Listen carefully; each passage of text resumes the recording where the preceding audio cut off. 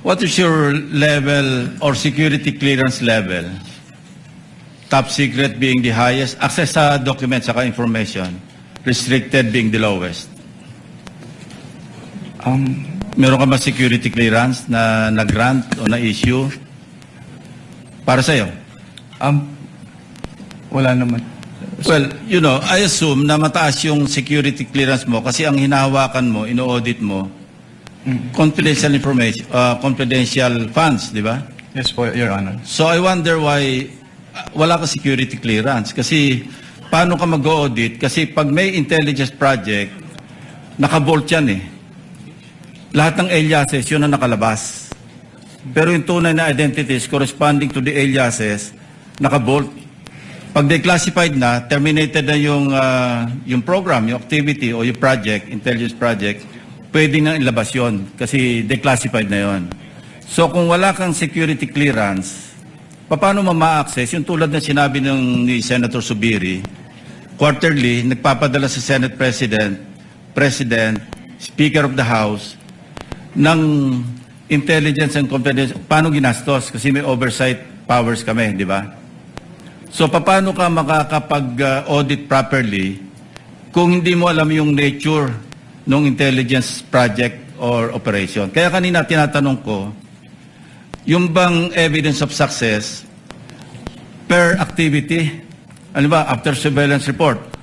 And mind you, you cannot call it successful kung negative yung surveillance. Wala nakita eh, pero gumastos ng pera yon.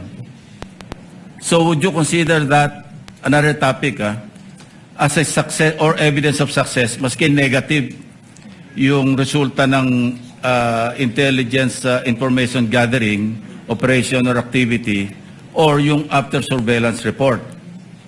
So kung walang result, negative, ano yun, hindi successful? Hindi pwedeng i-clear?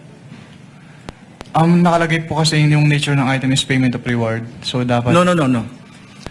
Pagka kasi nag-acknowledgement receipt, no? Halimbawa, bumiyahe, meron ding informant yung informant, ginasusan, o bumili ng sigarilyo sa sari-sari store, nagkape, kasi kausap yung informant. Wala ka makitang... Oh, thank you, Mr. President. Kindly wind up, Senator Lacson. Pati ako nabitin eh. You may just respond na lang. We'll wait for your answer. Ay, sorry po. pwedeng pa ulit. Ulitin ko hindi lahat ng after surveillance report successful. Negative eh. Wala nakita. Pero gumastos. Hindi lahat ng intelligence gathering information successful. Kasi negative. Pero may gastos yun. How would you classify that? Evidence of success ba yun o hindi? That calls for... Yun nga wala ka security clearance kasi. Kasi naka-bolt lahat yan. Pagka intelligence project, naka-bolt.